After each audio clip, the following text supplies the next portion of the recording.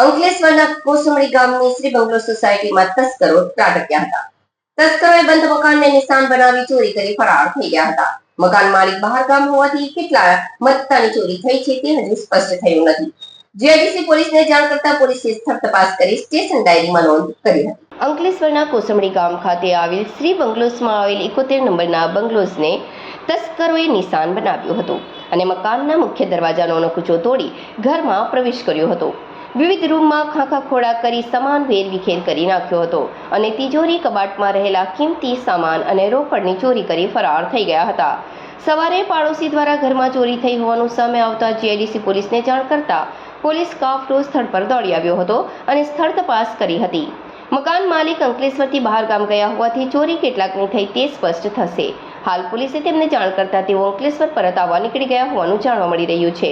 આ ઘટના અંગે હજુ સુધી કોઈ જ પોલીસ ફરિયાદ નોંધાઈ નથી.